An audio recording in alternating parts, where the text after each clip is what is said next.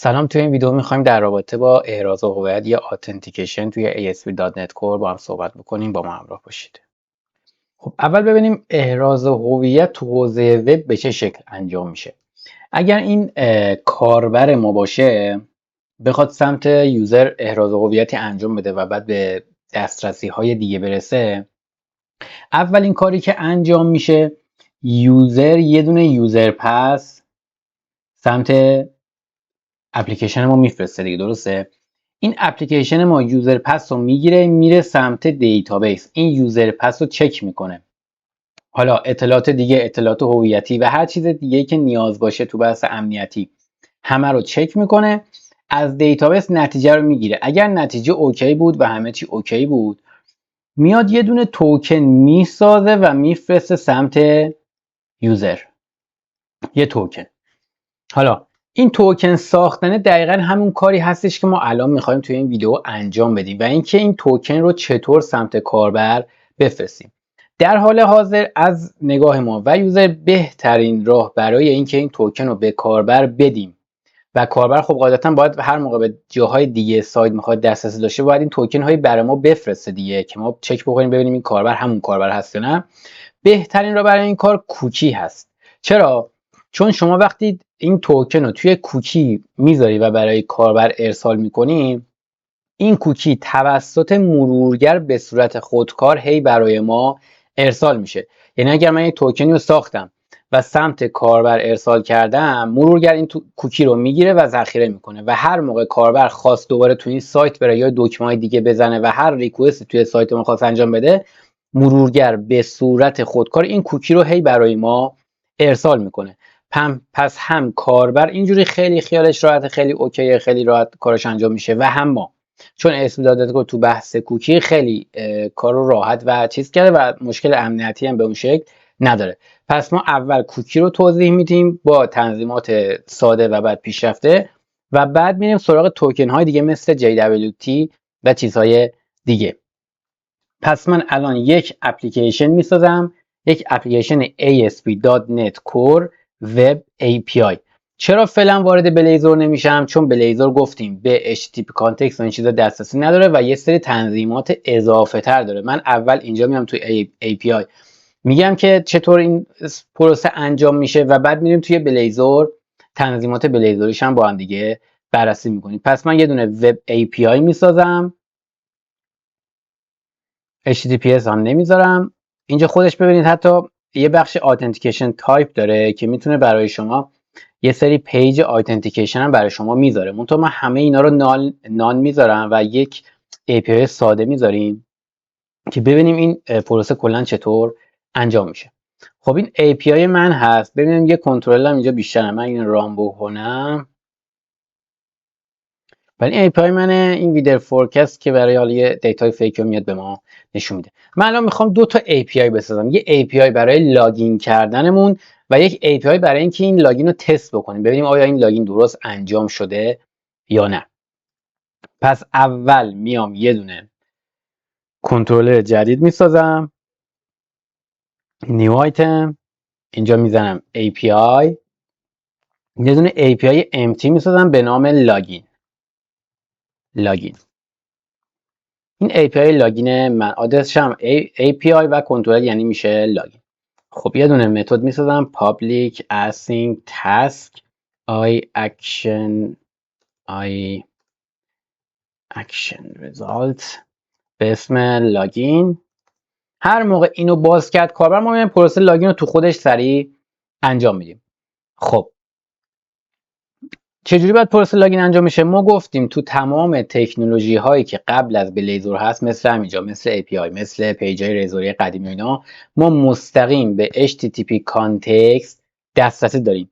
پس در نتیجه اینجا ما اگه بزنیم HTTP کانتکست، ببینید برای ما میاره، میتونید دسترسی داشته باشیم. HTTP کانتکست یک چیزی داره به اسم sign in async. وقتی شما اینو صدا بزنید در از اون پروسه ساخت توکنه اینجا برای ما انجام میشه. منتها یه سری چیز اینجا داره ما قبلش باید تعریفش بکنیم. ببینید claims principle. اول من میام کلمو میگم چیه. کلیم ببینید شما ما داریم اینجا بلیت میسازیم دیگه، یک توکن داریم برای کاربر میسازیم دیگه. کلیمز چیه؟ شما یک بلیت هواپیما رو در نظر بگیر. کلیم هایی که توی این بلیت وجود داره چیه؟ یکی تاریخ پرواز هواپیمایی که اون بلیت رو فروخته، نوع هواپیما، زمان پرواز، تعداد صندلی، شماره صندلی و این چیزا. اینا میشه کلیم ما تو بحث بلیت هواپیما. اینجا هم به همین شکله. ببینید ما اینجا بخوایم کلیم بسازیم خالی. ببین کلیم یه دونه مثلا ایج کلیم، ما میخوایم توی این کلیم بیایم سن کاربر رو ذخیره بکنیم. قطعا اینو تو دیتابیس ما موجوده دیگه، موقع ثبت نام کاربر اینا رو به ما داده. میگیم کلیم نیو کلیم، اینجا میگیم نیو کلیم. ببینید به همین راحتی و توش ببینید کلیم چیزی نیست جز یه دونه کی پیر ولیو، یه دونه کلید از نوع استرینگ و یه دونه ولیو از نوع استرینگ و شما هر چیزی رو میتونید اینجا کلیمش رو بسازید. مثلا کلیدمون چی باشه؟ من دوست دارم توی سیستم یه کلیمی بذارم به نام age و مثلا سن یوزرم بذارم 18. چه میدونم یه کلیم دیگه میسازم، یه کلیمی میسازم به اسم مثلا جنسیت مساوی است با نیو کلیم. اینم کلیدشو میذارم جنسیت، مثلا میذارم میل. ببینید کلیم چیزی نیست جز یک کیپر ولیو از نوع استرینگ. شما هر داده ای که نیاز داری رو توی کلیم باید اول درست بکنی، کلیمشو باید درست بکنی. مثلا میگم سونی پلی استیشن برای پلی استیشن 4 یا پلی استیشن 5 قطعا کلیم نسخه فرم‌ور رو گذاشته. یعنی هر موقع شما با پلی استیشن داری لاگین میکنی در اصل کلیمش هم سونی داره اون پشت برای شما میسازه، یا آی پی تو گذاشته یا نوع دستگاه تو گذاشته، چه نوعی هست، سریال نامبر دستگاه. اینا کلیمایی که سونی برای مدیریت اکانت شما نیاز داره. چه میدونم مثلا سونی اریکسون یا مثلا سونی یا مثلا گوگل قطعا کلیمی برای رژین کشور و این چیزا گذاشته. پس شما کلیمایی که نیاز داری برای ارائه اول باید درست بکنی و قطعا این داده ای که شما داری و قطعا تو دیتابیس از گرفتی دیگه موقع ثبت نام یا هر چیز دیگه ای. بعد از اینکه کلیم درست شد باید یک آیدنتیتی از این کلیم ها درست بشه. یعنی چی؟ یعنی کلیم آیدنتیتی. به اسم کلیم آیدنتیتی اسمشو میذارم کلیم پرسونال. من مثلا اولین آیدنتیتی من پرسونال، اطلاعات هویتی پرسونال، اطلاعات هویتی یوزر رو میخوام توی این کلیم پرسونال کلیم آیدنتیتی بذارم. توی کلیم آیدنتیتی چیا میگیره؟ ببینید یک لیستی از کلیم ها. پس شما میتونی با کلیم آیدنتیتی بیای کلیم ها تو دسته‌بندی بکنی. یعنی چی؟ یعنی بیای مثلا یه سری کلیم هویتی بذاری، یه سری کلیم مربوط به موقعیت شغلی طرف بذاری، یه سری کلیم مربوط به موقعیت جغرافیایی طرف بذاری و همه رو توی کلیم آیدنتیتی های مختلف دسته‌بندی بکنی. الان اینجا میگه کلیم های منو بهم بده. من میگم کلیم های تو به این شکله ایج کلیم و سکس کلیم. تا اینجا اوکی. برای مثال من یه سری کلیم منطقه‌ای هم میخوام بسازم، مثلا کانتری کلیم. کانتری کلیم مساوی است با نیو کلیم. اینجا اسمشو میذارم. موقع ساخت کلیم، نکته بعدی، موقع ساخت کلیم یه سری کلیم های از پیش تعریف شده خود مایکروسافت گذاشته. اینها کلیم های استاندارد هستن، در واقع کلید هایی که از قبل تعریف شده. چطور میتونیم کلید ها رو بگیریم؟ کلیم تایپ رو شما بزنید، داتو که بزنید ببینید اینا همه میاد. اینا فقط استرینگی ها، چیز خاصی نیست. ببینید مثلا کانتری داره، ببینید یه کانست استرینگ موجودیش هم اینه. یه سری کلید واژه تعریف شده هست. اگر مایکروسافت کلیدش داشت بهتر از اینا استفاده کنید، چون بعدا میتونید ازش استفاده کنید. مثلا کانتری میخواستم خودم دستی اینجا میتونم بنویسم، میتونم بنویسم کانتری اینجوری. ولی وقتی کلیم آمادش هست از کلید آمادش استفاده میکنم، میشه کلیم تایپ دات مثلا کانتری. مقدارش چیه؟ ایران. این کلیم. حالا مقدار زبانی کلیم مثلا language claim مساوی است با نیو دوباره یک کلیم. ببینیم برای لنگویج چیزی داره؟ کلیم تایپ فکر نمی کنم داشته باشه، نداره. لوکالیتی داره البته. حالا من میذارم جای لنگویج مثلا میزنم یک کمپانی مثل گوگل قطعا برای هر کاربر شاید حدود 100 تا 200 تا کلیم های مختلف داره. کلیم های جغرافیایی، شخصیتی، امنیتی و هر چیز دیگه ای. شما هر تعداد هر نوع کلمی که خواستید میتونید اینجا درست بکنید. همه اینا قرار پک بشه توی اون بلیتی که دارید به کاربر میدید، وصل بشه و ارسال بشه سمت کاربر. پس گفتیم هر دسته کلیمی که اینجا وجود داره آیدنتیتیش هم باید درست بکنید. پس میشه کلیم آیدنتیتی، کلیم آیدنتیتی به اسم claims مثلا region identity مساوی است با new claim identity. مقدارش هم میذاریم country claim و language claim. الان من claim identity ها رو ساختم.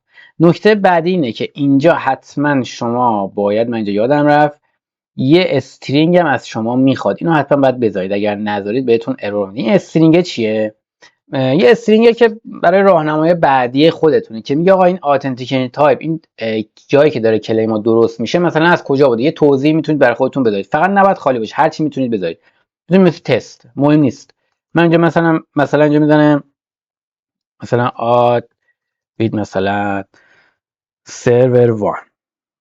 توی آیدنتیتی بعدی هم میذارم مثلا add from server 2. اصلا مهم نیست چی توش باشه، ولی برای راهنمایی خودتونه. تا اینجا که آیدنتیتی ها رو ساختیم، بعد از ساخت آیدنتیتی ها همه اینا توی یه آبجکت دیگه قرار میگیره به اسم claim principal.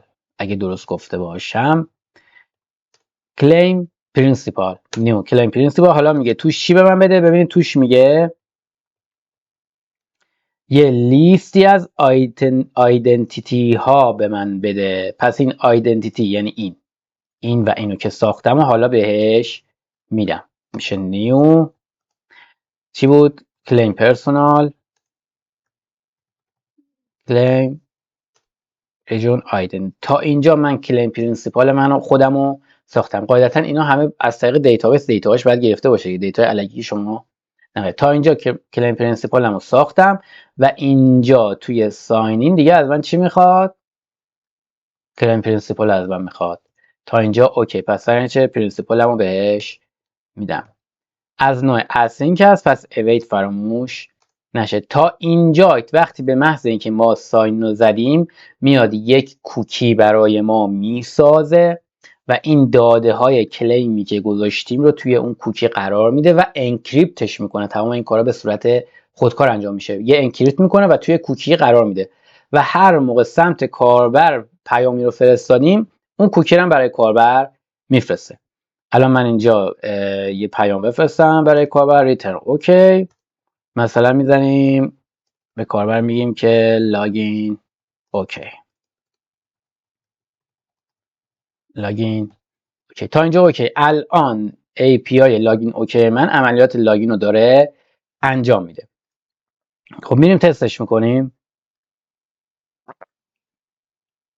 حتی من اینجا HTTP get رو نداشتم، اینجا باید بذاریم HTTP get. میریم تستش بکنیم که الان کار نمیکنه. میگم چرا؟ به اسم لاگین ارور میده. چرا ارور میده؟ الان بهتون میگم. خب این الان تا اینجا اوکی، یعنی این پروسه لاگین کردن منه. مونتا توی پروگرامتون شما باید تنظیم بکنید که آقا این باید ASP.NET Core رو تنظیم بکنید که پردازش های آتنتیکیشن ها به صورت خودکار انجام بده. چطور تنظیم میکنیم؟ به این شکل. ببینید یه میدلوری داریم به اسم Use Authorization، یه میدلوری داریم به اسم Use Authentication.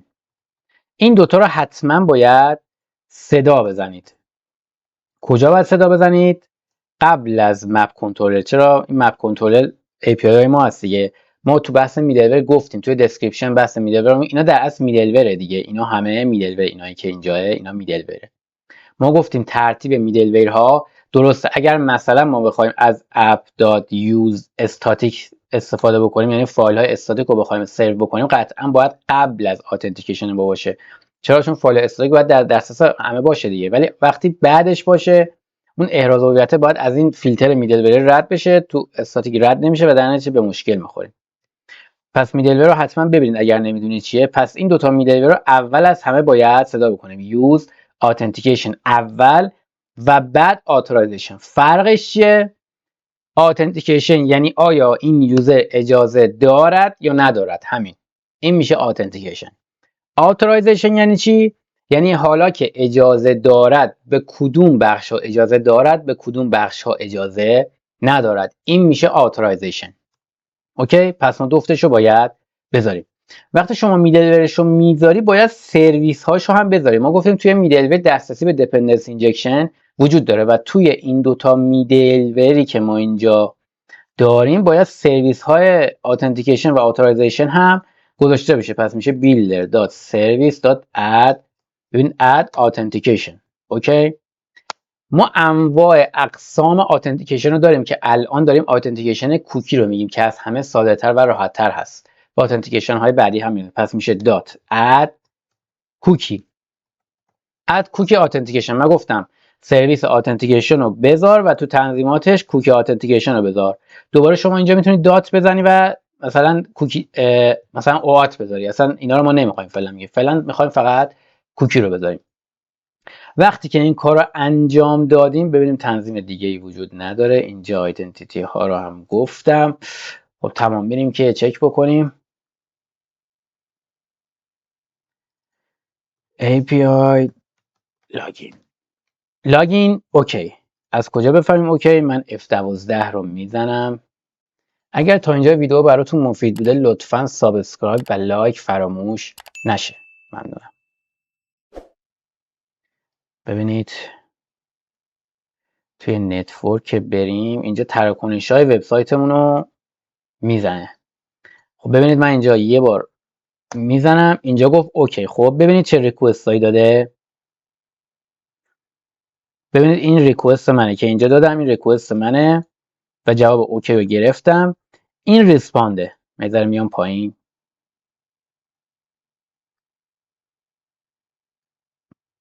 این رسپاند منه، هیدرشه، در از هیدر رسپاند منه. درسته؟ ببینید یه دونه داره ست کوکی. این چیزیه که ASP.NET Core خودکار برای ما انجام داده. اینجا اومده چیکار کرده؟ تمام اون کلیم هایی که ساختیم توی آیدنتیتیش گذاشتیم و بعد توی پرینسیپالش گذاشتیم رو اومد انکریپتش کرد با کلید هایی که سمت سرور داره و خودش داره و بعد داد سمت کاربر به عنوان کوکی، داد سمت کاربر. الان ما اگه توی اپلیکیشن بریم اینجا ببینید اپلیکیشن ببینید یه بخش کوکی داره دیگه. این کوکی رو اگه باز بکنیم ببینید اینجا این بخش کوکی رو که من باز کردم ببینید اینجا یه کوکی داریم ASP.NET Core cookie. اینم مقدارشه. حالا هر موقع این کاربر بخواد تو سایت ما بالا پایین کنه، این ور بره اون ور بره یا ریکوستی بفرسته به صورت خودکار، این مرورگر این کوکی رو هم برای ما میفرسته و این میدلوری که ما اینجا گذاشتیم کجا گذاشتیم؟ اینجا میاد اون کوکیه رو میگیره، باز میکنه، کلیماشو باز میکنه و عملیات رو به صورت خودکار برامون انجام میده. تا اینجا اوکی. ما الان عملیات authentication و authorization رو انجام دادیم. حالا بریم یه دونه کنترلر بسازیم و این authentication رو تست بکنیم. یه دونه کنترلر من دوباره میسازم به اسم empty، به اسم test out. خب اینو میایم چیکار میکنیم؟ یه دونه public async test action result به اسم test out. خب این فقط یه اوکی میفرسته دیگه. اگر اینجا بتونه بیاد، کاربر بتونه اینجا بیاد، یعنی عملا اون فیلترهای اتنتیکیشن رو رد کرده دیگه. out اوکی. خب بعد توی بالای کلاس من یه اتریبیوتی میذارم به اسم authorize. یعنی اگر میخواد وارد این کنترلر من بشه، وارد این API من بشه، باید حتما authorize شده باشه. کسی که authorize نشده نمیتونه توی این کنترلر من بیاد. من بدم HTTP get تا فعال بشه. آدرسش میشه API test out. اوکی من این رام میکنم. خب ببینیم اگه کوکی چیزی داره پاکش کنیم. این کوکی ما خب کوکی هم نداره. خب ببینید کوکی هیچی نداره دیگه چون آتورایز انجام نشده. حالا میریم توی API به اسم test out. ببینید نرفت. اوکی، نرفت. چیکار کرد؟ ما رو فرستاد سمت یه سایتی به اسم اکانت لاگین. این آدرس دیفالت پیج اتنتیکیشن مایکروسافت. ما الان این پیج رو نداریم که میریم جلوتر اینا رو همه رو تغییر میدیم. چی شد؟ پس ما چون اتنتیکیشن نشدیم، چون اراز وب نشدیم، ما رو سریع فرستاد سمت پیج لاگینی که از قبل براش تنظیم شده. حالا برای اینکه تست کنیم میایم چیکار میکنیم؟ من F12 رو باز میکنم تو بخش نتورک، اینو میریم توی API لاگین. الان لاگین انجام شد. بریم ببینیم انجام شده آیا. ببینید توی چیز اینجا ببینید کوکی رو برای ما فرستاد. بریم توی اپلیکیشن، توی کوکی ببینید الان کوکی رو من دارم. حالا میگم که API test auth. الان ببینید auth اوکی. چرا اوکی؟ چون که ببینید اینجا توی سرور من اگه برم response، ببینید این ریکوست هیدر منه. ریکوست هیدر، درسته؟ این ریکوست هیدر. ببینید کوکی رو خود مرورگر به صورت خودکار همون کوکی که گرفته بود و دوباره برای سرور ما ارسال کرد. سرور ما ASP.NET Core ما اومد چیکار کرد؟ توی این میدل ویرش، توی اینجا اومد دید اون کوکی رو باز کرد، همه چی اوکی کرد، گفت حالا اوکی، حالا میتونی رد بشی. میتونی رد بشی و برید سراغ چیزا. یه چیز مهمی که شما توی کلیم ها باید بدونید اینه که ما یک نوع خاصی از کلیم داریم به اسم رول. یعنی چی؟ اینجوری مثلا کلیم به اسم ادمین رول مساوی است با نیو کلیم. ببینید اینجا توی کلیم تایپ ها، کلیم تایپ یه چیزی داریم به اسم رول. اینم مقدارشه. مقدارش اصلا مهم نیست. این کلیم رول، این رول خیلی استفاده میشه بچه. شما توی اتنتیکیشن اگر سرچ بکنید مثلا میگن رول بیس اتنتیکیشن، یعنی شما میاد چیکار میکنید؟ میاد اپلیکیشنتون رو رول بندی میکنید. مثلا میگید این دکمه حتما باید رول مثلا ادمین داشته باشه، اون دکمه حتما باید رول فلان داشته باشه. چطور کار میکنه؟ ما میگیم آقا اینجا یه کلیم داریم مثلا رولش رو میذاریم مثلا ادمین، یا چه میدونم مثلا edit user. اصلا مهم نیست، این رولا رو خودتون تعریف میکنید، این تایپا رو. بعدش اینجا رول تعریف کردیم، گفتیم edit user رو داشته باشه. بعدش اینجا توی authorization پرانتز رو میتونید باز کنید، بگید مثلا اونی که رول edit user رو داره بتونه به این کنترل دسترسی داشته باشه. رول اینجا به همین درد میخوره. چرا؟ چون اینجا خودش به صورت خودکار رول رو ساپورت میکنه. پس شما اپلیکیشنتون رو میاد رول بندی میکنید، مثلا یوزر فلان با یوزر فلان مثلا رول فقط ویو داره، اون رول رو خودتون دیگه تعریف میکنید. مثلا میتونید 10 تا رول داشته باشید، 100 تا رول داشته باشید، تمامش رو بیاید اپلیکیشن رول بندی بکنید. بگید مثلا ادیت رول، نمیدونم ادمین رول، نمیدونم ادیت رول، چه میدونم دیلیت رول. این رول ها رو برای خودتون تعریف میکنید و بعد توی این اتریبیوت آتورایزیشن یه بخشی داره به اسم رول. بعد میتونید اینجا بگید که فلان رول باشه. رولز داره، یعنی شما میتونید اینجا یه ویرگول بذارید و رولای دیگه، مثلا ادیت یوزر بود یا دیلیت یوزر بود یا ادمین بود، بتونه بیاد اینجا و به این کنترلر دسترسی داشته باشه. دیدید چقدر راحت هست سیستم اتنتیکیشن مایکروسافت. توی بلزر یه تنظیمات خاصی داره، منتها خیلی راحت تر است. تا اینجا اوکی. میریم یه ذره تنظیمات رو پیشرفته تر بکنیم. ما اینجا گفتیم اد اتنتیکیشن بکن، اوکی. حالا میگیم کوکی بذار. ببینید سناریوی در نظر بگیرید که مثلا شما دارید یک وبسایت درست میکنید که قراره تو کشورهای مختلف استفاده بشه. مثلا کشور بی یا مثلا کشور اروپایی، میگه آقا شما داری کوکی اتنتیکیشن میکنی باید حداقل 10 دقیقه تایم بدی به این کوکی. یا مثلا یک کشور ایران میگه آقا مثلا شما باید 20 دقیقه تایم بدی به این کوکی اراز هویتت. توی اینجا ببینید یه اووررایدی داره که شما میتونید ببینم یه آب میزنید اینجا اد کوکی، میتونید تنظیمات آپشن یا مثلا بذارم آپشن، یه سری تنظیمات رو اینجا میتونید تو اد کوکیتون انجام بدید. مثلا آپشن دات، ببینید اون سایت بود گفتم اون بالا خودکار اگر آتورایز نشده بود میره، میان اینجا تنظیم میکنید. میگه اگر آتورایز نشده بود مثلا برو تو این سایت نگاه کنید لاگین پث، مثلا میگم که برو تو سایت لاگین پث برو تا اینجا. مثلا میتونم بگم که تایمی که مثلا در کاربر باشه چقدر باشه. ببینید تایم رو ببینم کجا، اکسپایر تایم میتونیم بگین این تایم مثلا 10 دقیقه باشه، 10 ثانیه باشه، 1 ساعت باشه، 10 روز باشه.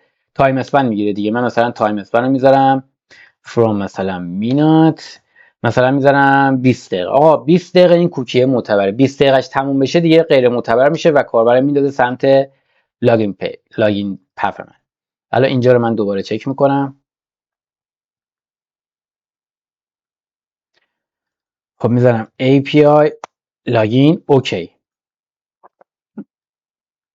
کاش که API نمیدادم. من بذار یه بار دیگه بزنم. یه ذره ببینم تو تست من که ببینیم که میپره تو این سایت یا نه. ببینید API تست آت. ببینید ما رو کجا فرستاد؟ به اون سایتی فرستاد که خودمون خواستیم. تنظیمات زیاد اینجا داره، ما همشو نمیرسیم بگیم. اون تو ماهیتش اینه. گاهی وقتا گفتم شما نیاز میشه چند مدل تنظیمات انجام. این الان یه تنظیمه. اگر بخوایم چند مدل باشه باید این کار بکنیم. میشه add. ببینید اینجا تو آپشن که میزنید یه دونه چیز داره. اینجا باید یه نام بهش بدید. ببینید authentication اسکیما. اوکی، authentication اسکیما. در اصل یه نام میدید. میگید مثلا این تنظیمات باشه به نام ایران مثلا. یه دونه تنظیمات دیگه میذاریم به نام مثلا USA. تنظیمات این فرق میکنه مثلا. اوکی، نمیدونم منظورم متوجه شد یا نه. اینجا تنظیمات رو مثلا میذاریم. لاگین پفش رو مثلا میذاریم لاگین USA. مثلا برای USA رو جدا میخوایم بذاریم. بعد اینکه برای USA رو جای 20 دقیقه میخوایم 10 دقیقه بذاریم. اکسپایر تایمش رو میذاریم 10 دقیقه. ببینید تنظیمات مختلفی میذارید. وقتی که شما چند تا اسکیمای مختلف اینجا دارید میذارید، حتما توی اتنتیکیشن هم دیفالتش رو باید بگید کدومه. اگه نگید به مشکل میخورید.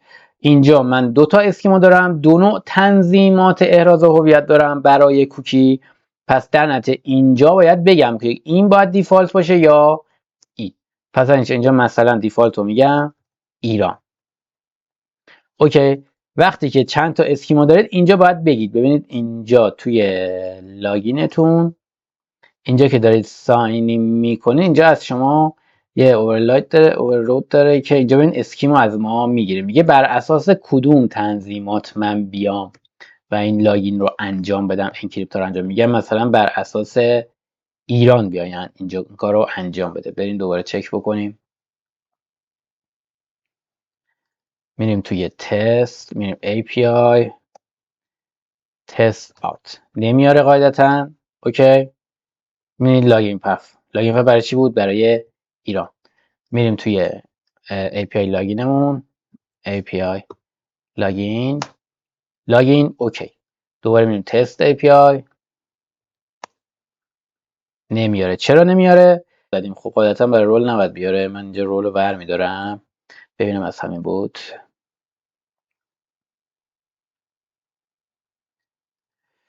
API لاگین API تست آت اوکی. خب اسکیما نباید بزنیم. اوکی. چون دیفالت رو برش تعریف کردیم میاد تعریف می‌کنیم، ولی میتونیم بگیم آقا این آتورایز ما، ببینید اینجا یه سری چیز داره. حتی اسکیماش هم میتونیم، اسکیمش هم میتونیم تنظیم کنیم. بگیم فقط اونی که با اسکیم ایران اومده بیاد تو این کنترل. ما میتونیم اپلیکیشنمون مثلا ریجن بندی بکنیم. پس میگیم چی بود؟ اتنتیکیشن اسکیممون مثلا فقط ایران. ما موقع ایران رو چیز کردیم، ما اینجا میگیم فقط USA باشه که ببینیم میره یا نه. اینجا آره دیگه، اینجا رو ما ایران رو چیز کردیم، میگیم حالا اونجا USA باشه. قاعدتا نباید دیگه بذاره بیایم دیگه. من اینجا لاگین میزنم، میشه API لاگین اوکی. با ایران لاگین کردن، اسکیمای ایران. حالا میگیم تست. اینجا میگیم فقط اسکیمای USA دست داشته باشه. نمیره. اوکی. نرفت. اوکی.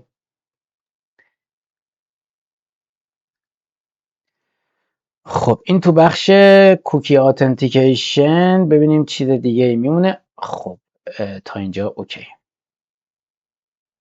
خب تا اینجا اوکی. این بحث رولمون بود دیگه. گفتیم که حالا میخوایم با رول دسترسی بدیم. اینجا مثلا ما اینجا میگیم که توی لاگینمون میگیم که آقا این رول دیلیتو داره دیگه. اوکی.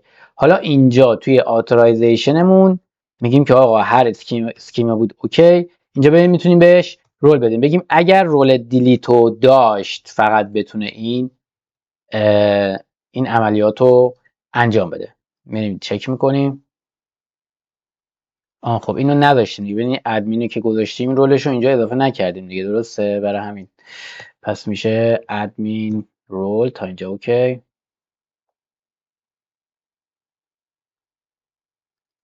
میشه API لاگین. اوکی. API تست اد. اوکی.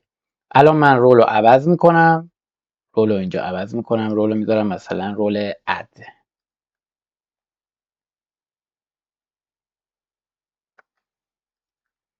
API لاگین. اوکی. API تست لاگین. چی نمیشه دیگه، چرا؟ چون رولش اینجوره. این میشه رول بیس آتنتیکیشن. اینجا کاربرد رول رو متوجه شدید. ولی یه سری روش ها هست بهش میگن پالیسی آتنتیکیشن. یعنی چی؟ پالیسی چیه؟ پالیسی ادغام این کلیم ها میشه پالیسی. پالیسی ادغام این کلیم ها میشه پالیسی. یعنی چی؟ یعنی شما مثلا یک پالیسی میاد تعریف میکنید، میگید سنش 18 سال باشه، جنسیتش مرد باشه، رول دلیت رو داشته باشه. بعد توی اینجا میگید که آقا پالیسیشو بذار مثلا مثبت 18. اسم پالیسی دیگه، پالیسی مثبت 18. حالا چطور این پالیسی ها رو تعریف بکنیم توی پروگرام، توی سرویس همون که اد اتنتیکیشن میذاریم اینجا، تنظیمات اتنتیکیشنه، سرویس آتورایزیشن هم اضافه میکنیم، سرویس دات اد آتورایزیشن. اینجا که شما چیز بکنید یه آپشن میتونید تعریف بکنید به این شکل و بعد میگید آپشن دات اد پالیسی. شما دارید الان پالیسی تعریف میکنید. توی پالیسی اولین چیزی که باید بهش بدید اسم پالیسیتونه. هر اسم استرینگی میتونید بهش بدید، مثلا مثبت 18. بعدش میگه حالا برو تنظیم پالیسی رو انجام بده به این شکل. حالا باید بگید آقا این پالیسی چه ویژگی هایی داشته باشه. برای مثال اولش اینه که میگیم اد requirement داره، بعدش دیگه چه؟ require claim. میگیم باید کلیمی داشته باشه. میگه حالا اسم کلیم تو بگو، ایج بود دیگه، درسته؟ بعدش میگه حالا مقدارش چی باشه. من میگم مقدارش باید 18 باشه. این اولیش. بعدش چیه؟ میگیم پالیسی require claim. کلیمی باید داشته باشه. چه کلیمی باید داشته باشه؟ جنسیتش. مقدارش چی باشه؟ باید میل باشه یا مرد باشه. بعدی چیه؟ اینجا ببینید بچه‌ها چیزم داره، اد اتنتیکیشن اسکیما هم داره. حتی شما میتونید بگید که از چه اسکیمایی باید باشه. اینجا اسکیمایی که لاگین کردین چیه؟ ایران دیگه. میتونید بگید از ایران باشه، میتونید نگید از ایران باشه. اوکی. ببخشید. یعنی اینجا پالیسیتون رو میسازید بر اساس سیاست گذاری که اپلیکیشنتون داره. این پالیسی ها رو میسازید. پالیسی مثبت 18. بعد اینجا توی آتورایزیشن میگید پالیسی مثبت 18 رو اعمال کن. دیگه خودش میره کلیم ها رو نگاه میکنه و اون مقدار رو به ما میده. من الان این پالیسی رو زدم مثبت 18. اینجا سنش 18، میل درست. اوکی. اسمشم پالیسیشم گذاشتم مثبت 18. اینجا هم زدم مثبت 18. اوکی. میریم تست میکنیم. میشه API لاگین. اوکی. تست. اوکی. پس چی شد؟ الان ما پالیسی بیس اتنتیکیشن انجام دادیم. پس این رول، اینم پالیسی. دیدی چقدر ساده است؟ حالا میریم توی بلیزور. من اینو میبندمش. یک اپلیکیشن بلیزوری درست میکنیم، یک اپلیکیشن وب سروری. تمام اون قوانین توی اینجا هم کاربردیه. دوتاشون ASP.NET Core هم دیگه، ولی تو انجین بلیزور یه تنظیمات کوچولوتری هم باید انجام بدید. خب من پس میرم تنظیمات رو انجام میدم. اولین کاری که میکنم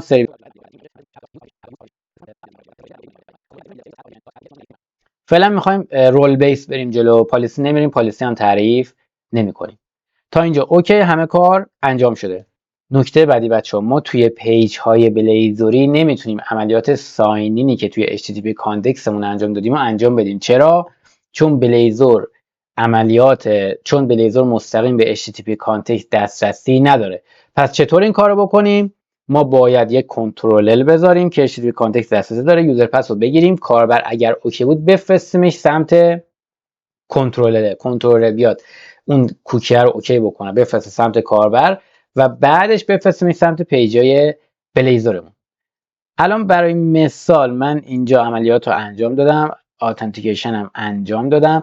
الان میخوام کنترلر بذارم. من برای اینکه کنترلرمون رو فعال بکنم توی اپلیکیشن بلیزر من دو تا کار باید انجام بدم. اول اینکه میدلورش رو درست بکنم، مپ کنترلر تا اینجا یعنی کنترلر فعال، میدلور رو برو اوکی کن چک کن. سرویسش هم باید اضافه بکنم. اینجا میشه builder.service.add controller. هم سرویس کنترل گوشم هم میدلورش. الان کنترلر توی پیج بلیزر من فعال شد. حالا یه دونه کنترلر جدید میذارم برای احراز هویت. یه API میذارم، empty میذارم به اسم لاگین. تا اینجا اوکی، همه چی اوکی. اینجا الان عملیات لاگین انجام میشه، کلیم درست میشه، بعد آیدنتیتیش درست میشه و بعد آیدنتیتی ها همه توی پرینسیپال ریخته میشه و آخرش ساینین انجام میشه. میدلور الان تنظیمات اوکی. ببینیم چکش بکنیم ببینیم آیا این چیزش کار میکنه یا نه. HTTP گتش هم اینجا من نذاشتم. HTTP get آدرسش پس چی میشه؟ میشه API لاگین. این پیج بلیزری ما کاری باش نداریم، میریم تو API لاگین. اوکی انجام شد. حالا میریم بلیزرمون رو تنظیم میکنیم که بر اساس این ارائه و آتنتیکیشن و کوکی که سمت کاربر شده بیاد کار بکنه. اولین کاری که میکنید باید برید توی app.razor. اوکی، اینجا یه چیزی داریم به اسم روت ویو. این روت رو باید تبدیل بکنید به authorized root view. اوکی، پس این روت معمولی که اینجا بود روت ویو معمولی میشه این روت ویو معمولی میشه authorized root view. تا اینجا اوکی. دومین کاری که میکنید اینه که یه چیزی باید بذارید تو کل اپلیکیشنتون به اسم cascading authentication S3. جلوتر میگم که این چیه. این در اصل میره اون اطلاعات هویتی رو از HTTP کانتکستمون میگیره، اینجا تو خودش ذخیره میکنه و میفرسته توی کانتکست توی کامپوننتامون. ویدیو کانتکست HTTP کانتکست توی بلیزر رو حتما ببینید، توی دسکریپشن میذارم. این دقیقا همون کار داره انجام میده. تا اینجا اوکی. ما الان اومدیم گفتیم آقا آتور روت ویو کن توی بلیزر هم برو. تا اینجا تنظیمات انجام شد اوکی. حالا میخوایم بگیم که آقا پیج ایندکسمون اگر احراز هویت نشده بود اصلا نتونه بیاد ببینه. چطور این کار انجام میدیم؟ اینجا میزنیم اتریبیوت چه اتریبیوتی بده؟ همون اتریبیوتی که اونور استفاده کردیم، آتورایز. آقا تا آتورایز نشده این پیج ندید. به محض اینکه به تو این پیج عملیات آتورایز انجام نشده و نمیذاره اینو ببینه. نگاه بکنید الان باید ارور بده. چرا؟ چون آتورایز نشه. ببین not authorized. ولی اینا فعاله. چرا؟ چون این ما فقط تو پیجمون زدیم دیگه. ما فقط تو پیج ایندکسمون زدیم. فقط تو پیج ایندکسمون میذاریم not authorized. ما تا بقیه پیجا رو نزدیم. برای اینکه تو کل انجین بلیزر بیایم این بحث آتنتیکیشن و اینا رو فعال بکنیم که حتی اینا رو هم بهش نشون نده، باید یه ذره کار اضافه ای انجام بدیم. چطور؟ ببینید اینجا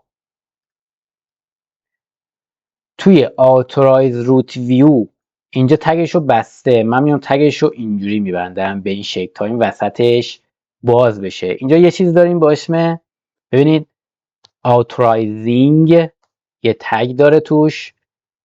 غیر از این یه دونه تگ دیگه داریم not authorizing.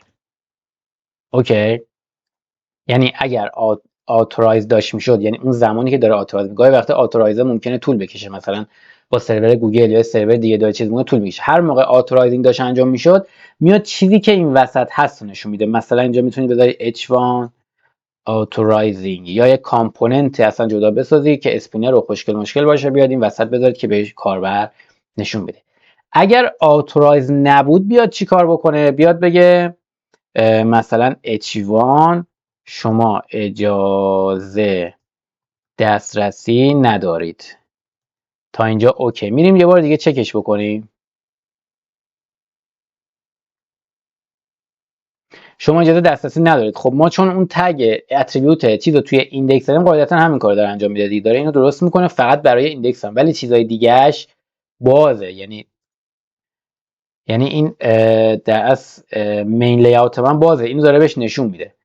اوکی، چطوری اینا رو ببندیم؟ میتونیم این ترفند رو پیاده سازی بکنیم. اینجا میگیم اگر not authorized بود، به جایی که بهش پیام بده بیاد بفرستش تو صفحه لاگین من، یا توی صفحه خالی من. چطور این کار بکنیم؟ میایم یک کامپوننت میسازیم برای ریدایرکت کردن.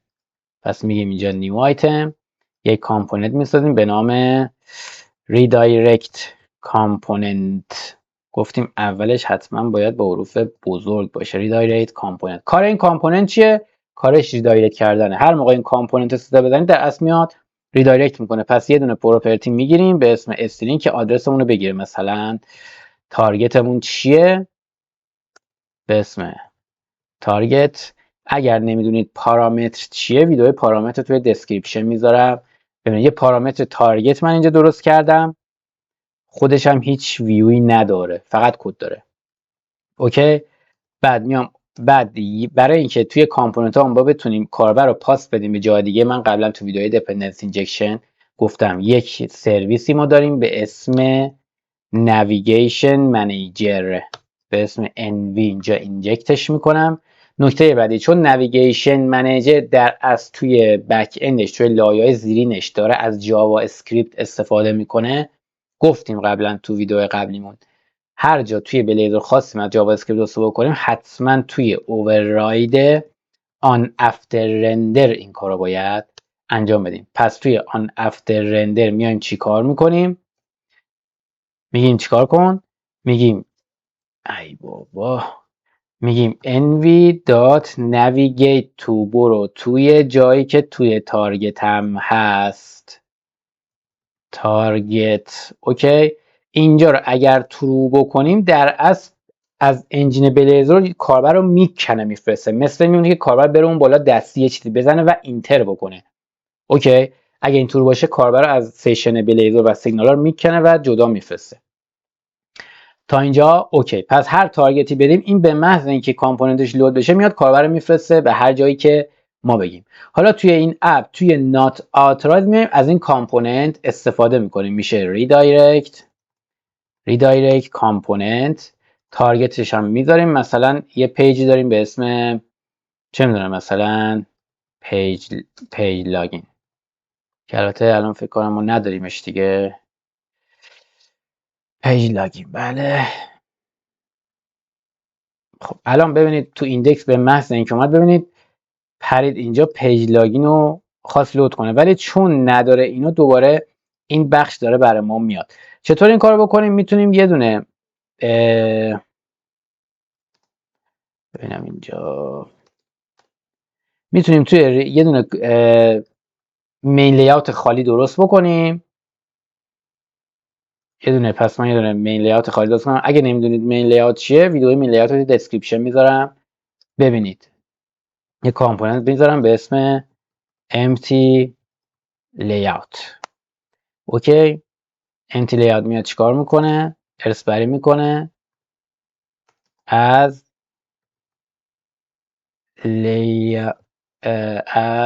layout component base. توش هم هیچی نمیذارم، هیچی نداره. اوکی. و بعدش توی پیج هم چی بود؟ ما به پیج تارگت فرستادیم دیگه، پیج لاگین. پس یه پیج لاگین هم اینجا درست میکنیم.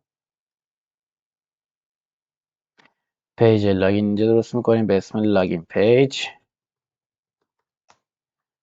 این هم هیچ چیز نداره به اسم لاگین پیج، فقط میگیم لیاوتش باشه اون لیاوت خالی ما، پس میشه لیاوت به اسم empty layout. الان خیالم راحت، به محض اینکه کاربر چیز نباشه سری میپره توی پیج لاگین پیجمون در اصل. ببینید خب آدرسش ندادم دیگه، آدرسش میشه پیج لاگین.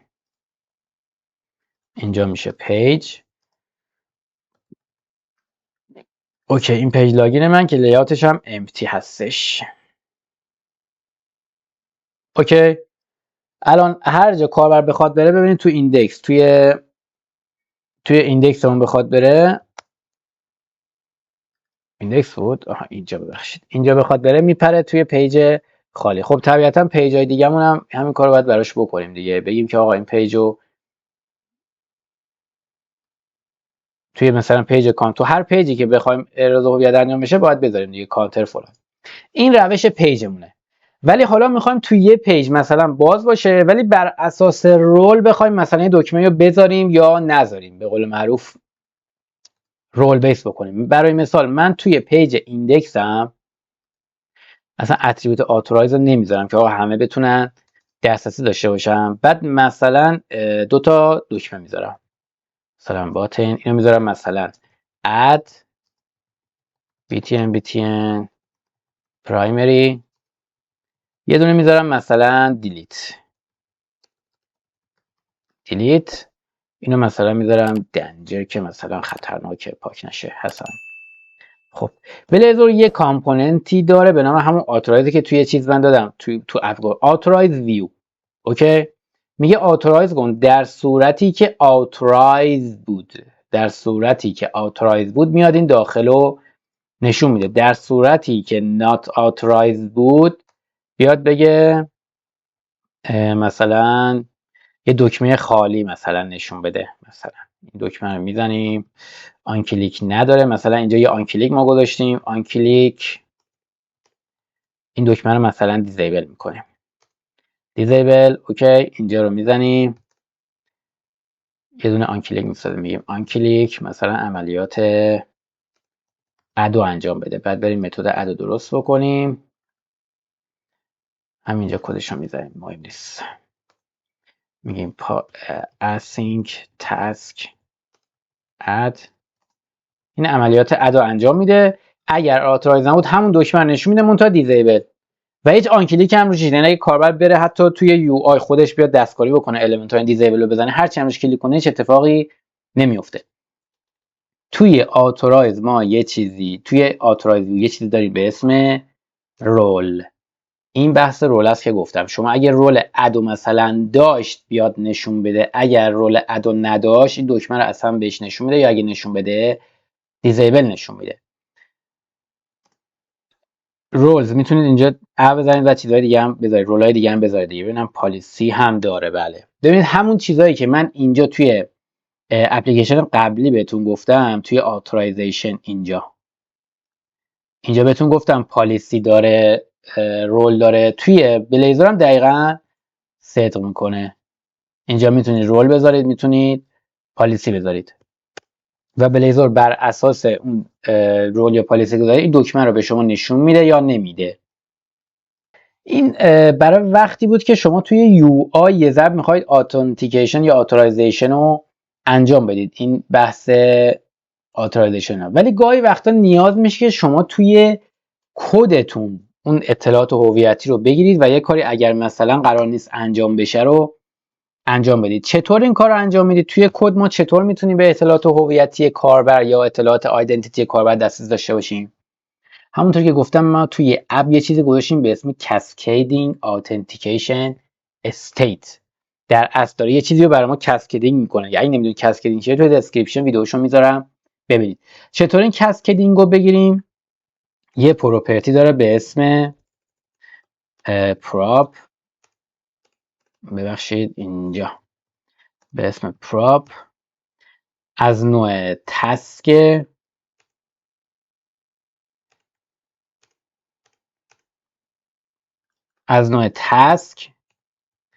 Authentication State. اسمش هم هر چی دوست دارید بذارید، میتونید اسم خودشو بذارید. این داره از بالا از برنامه، از کامپوننت اپ داره کست میشه پایین توی کامپوننت ها. پس در نتیجه کاسکیدینگ رو باید بذاریم، پشتش باید بزنیم کاسکیدینگ پارامتر. اوکی، الان مثلا من اینجا میخوام ببینم، من میخوام مثلا امنیتمو دوب کنم، بگم هم تو یو آی برو چک کن، هم توی کد بک اندم میخوام ببینم که آیا رول ادو توش داره یا نه. پس میگم authentication state، چون از نوع تسکه باید حتما اینجا چیزشو بگیرم، چی بود؟ result، که برسم به خود authentication state dot اینجا یوزر داره، دیگه چی داره؟ همین یوزر داره. دات، ببینید یه چیزی داره به اسم کلیماشو اینجا شما میتونید ببینید. کلیماشو شما میتونید اینجا ببینید. یا مثلا یه چیزی داره به اسم هست کلیم، آیا همچین کلیمی رو داره اصلا یا نه. یا ایز این رول داره، آیا این رول توش وجود داره یا نه. گفتم اون رول چقدر ویژه است، برای همینه. ببینید ازش داره جاهای مختلف استفاده میشه. آیا تو این رول هست یا نه که بول برمیگردونه. یعنی میاد اینجا چک میکنه آیا تو این رول هست یا نه. اگر بود ترو برمیگرده. اینجا میتونید قشنگ چک کنه آیا رول ادو داره یا نه. پس این چه میگم ایز این رول، آیا رول مثلا ادو داره یا نه. بولی هم برمیگردونه. اوکی، بول مثلا is in role at. اوکی، میریم چک میکنیم. ببینید این دیزیبل دیگه، چون من الان بدون احراز هویت وارد شدم، پس در نتیجه رول ادو ندارم. ببینید برای من دیزیبل گذاشته. اوکی، حالا میرم آتنتیکیشنش رو انجام میدم. لاگین. اوکی، حالا برمیگردم اینجا، بازم دیزیبله. چرا؟ چون رول ادو من ندارم دیگه اینجا. درسته، رول ادو ندارم. چجوری رود علاوه بریم اینجا بذاریم توی لاگین پیجمون، لاگین کنترلر. اینجا رود دیلیت من دارم، من میگم رود ادو بذار.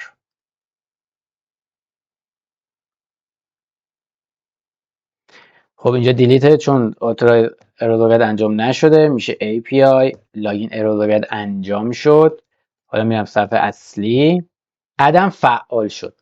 اوکی که بزنم میاد اینجا. من میرم اینجا داخل، شما ببینید که چیا توش داره. ببینید یوزر رو داره. تو یوزر ببینید آیدنتیتی دوتا داره. این چیه؟ این رفت.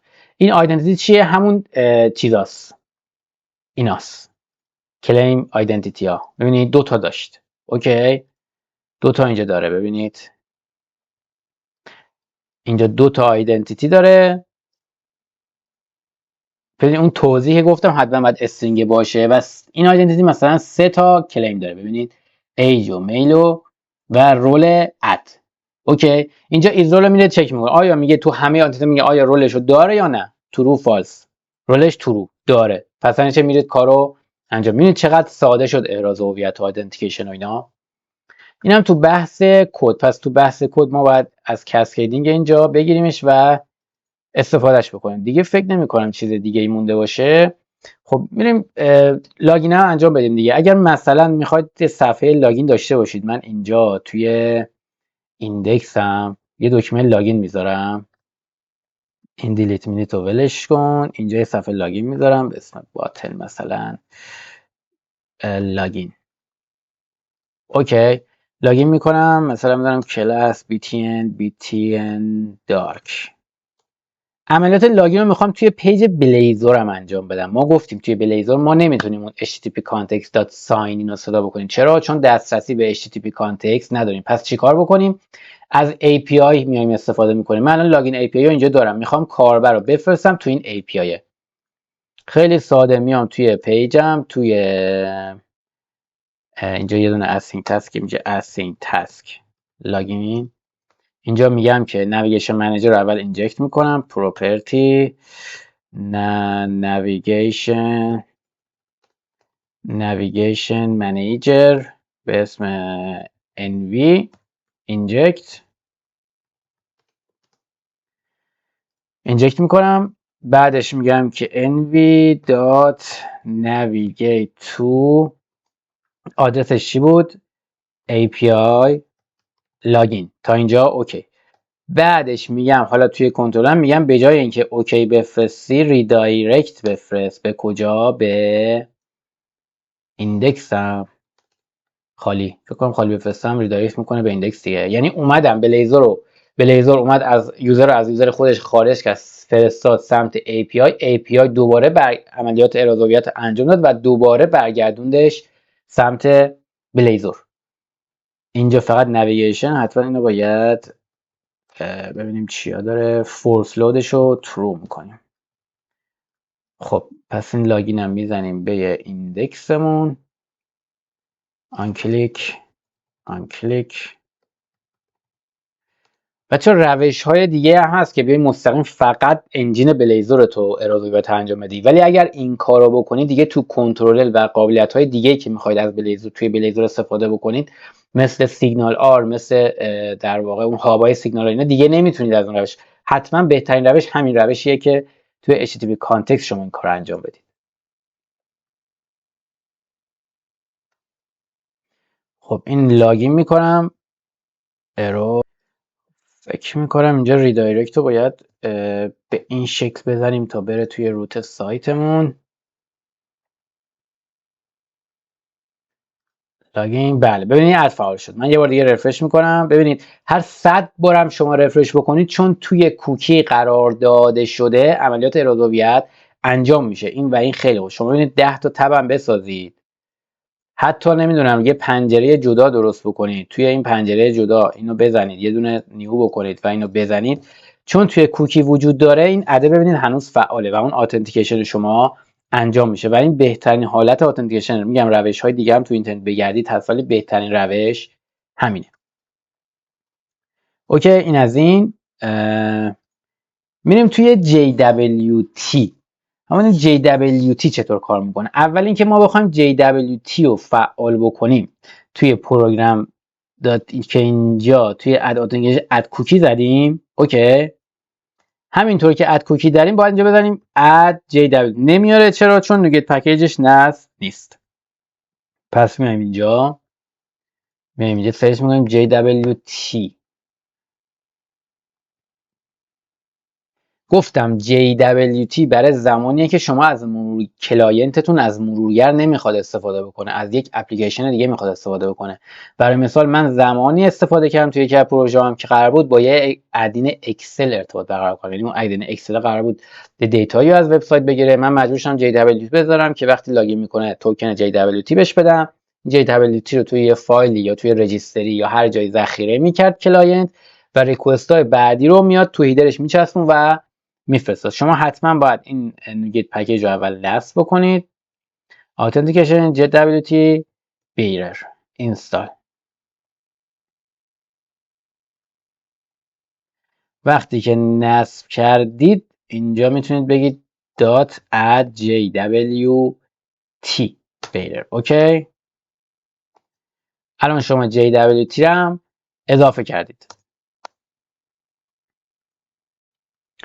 JWT یه سری تنظیمات هم حتما شما باید بهش بدید، مثلا کلیدی که میخواد باش انکریپت رو انجام بده و این چیزا. گفتیم JWT خیلی از کاراش دستی انجام میشه.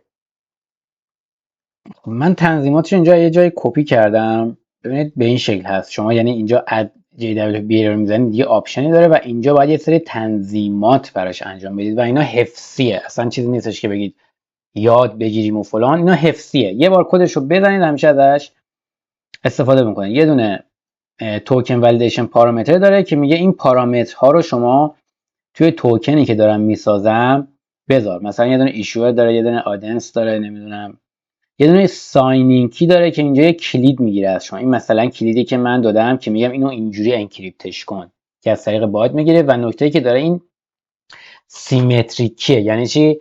یعنی با همون کلیدی که شما داری انکریپتش میکنی با همون کلید هم دکریپت میشه و این کلید اگر لو بره، هر کلاینت این کلید داشته باشه میتونه توکن JWT شما رو تغییر بده. حواستون باشه. پس این کلید خیلی مهمه. و اینجا مثلا میگه ولیدیت کن، نمیدونم ایشو رو ولیدیت کن، ادنسی رو ولیدیت کن، لایف تایمش رو ولیدیت کن و تنظیمات خیلی زیاد. این از تنظیمات سرویسش برای احراز هویت و این هم متد ساخت JWT. شما توی اینترنت سرچ کنید متدش میاد که کلیم ها رو میگیره از شما، یه کلید میگیره، یه دونه آدنس میگیره، یه دونه ایشوئر میگیره، نه نوع استرینگه و از طریق مثلا سکیوریتی توکن دسکریپشن میاد یه دونه توکن به این شکل برای شما میسازه که اینا باز گفتم حفظ کردنیه. توکن رو میسازه و در نتیجه یه استرینگ به شما میده. من الان یه دونه کانترل میسازم که شما فقط ببینید JWT چطور کار میکنه. یه دونه API میسازم MP کنه به اسم JWT لاگین. قرارم اینه که این لاگین رو از طریق JWT انجام بده. یه دونه public async task I action result به اسم لاگین. خب اینجا HTTP گتش هم میذاریم. اینجا حالا میگیم که کلیدمون فقط باید همون کلیده باشه که موقع تعریفش گفتیم دیگه. این کلیده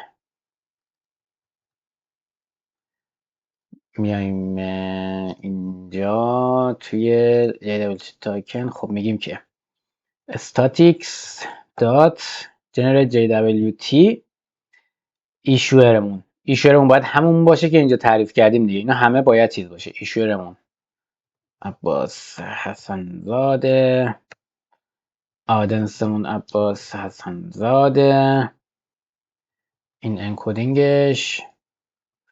بعدش چی میخواد؟ کلیمامون میخواد. کلیمامون هم من میرم از اون کنترل قبلی لاگینه برمیدارم. کلیم لاگین کنترل این کلیمامون تا اینجا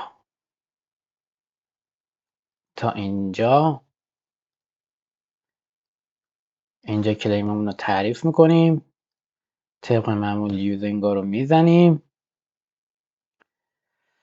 خب اینجا کلیمامون رو میخواد دیگه. کلیمامون چیا بود؟ age 6 admin country میشه new age claim 6 claim admin claim country claim اون که چی بود؟ language claim. کلیمامون هم بهش دادیم. ببینید نتیجه این یه استرینگ به اسم JW token توی لاگین اینو درست میکنیم و بعد توی بادی میفرستیم سمت کلاینت. ببینید اینجا میشه ریترن. اوکی اینجا JW توکن رو سمت کلاینت میفرستیم. بریم که نگاه بکنیم.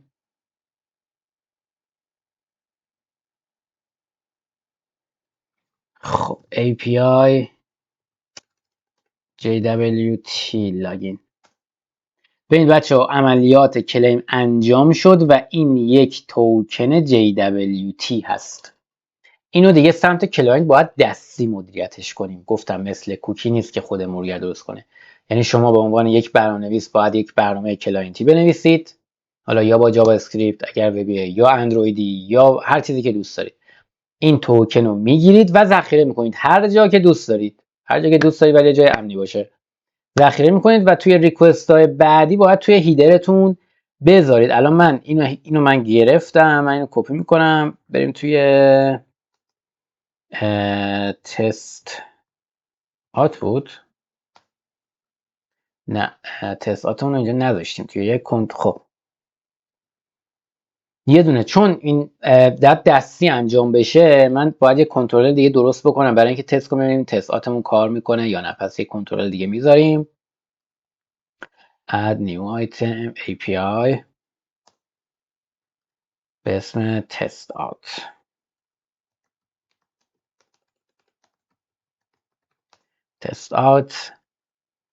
اینجا حتما باید authorize انجام بشه.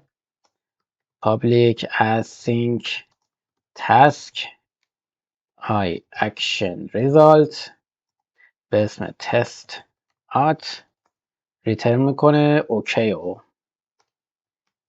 او به اسم out اوکی. خب تا اینجا اوکی. اینجا HTTP get.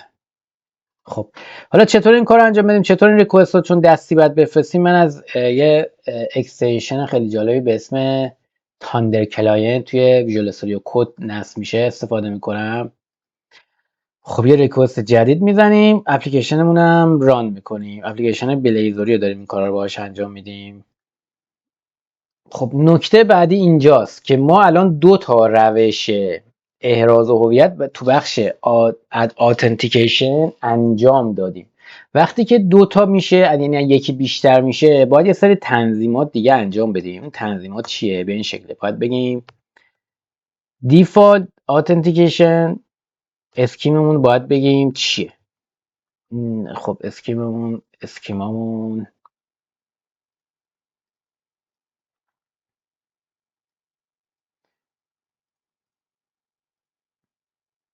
من این کوکیه رو یه اسم برای یه اسکیم براش میذارم، مثلا میزنم کوکی. اوکی، میگم دیفالت هم کوکیه.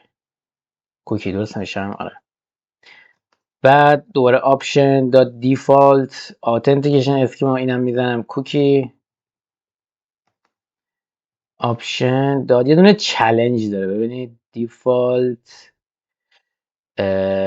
چالش اسکیم، یعنی اگر اولیه نشد بره سراغ کدوم اسکیما؟ میگیم اسکیما. اینجا من چیزشو زدم، بذار ببینم اسکیما اینم باید تعریف کنیم. بله اینجا هم اسکیماشو میذارم، مثلا به اسم JWT.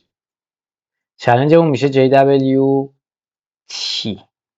وقتی که اسکیما رو اینجا تعریف کردیم، توی لاگین کنترلمون هم باید اسکیما رو تعریف کنیم دیگه. اینجا میگیم اسکیمامون، اینجا ببین از ما اسکیما رو میخواد، میگیم اسکیمامون کوکیه، با اسکیمای کوکی این کار انجام بده. شاید تنظیماتش بله اوکی. لاگین کوکیمون الان داره کار میکنه. حالا میریم سراغ JWT، میشه API JWT لاگین. این الان توکن JWT میاد. حالا میریم توی اینجا یه دونه ریکوست جدید میسازیم، ریکوست جدید داریم میسازیم. اوکی، توی اینجا توی هیدر باید بزنیم authorization به این شکل. authorization بازم نشد. بعدش میشه بیررم اشتباه نوشتم فکر میکنم. نه درسته متاسفانه.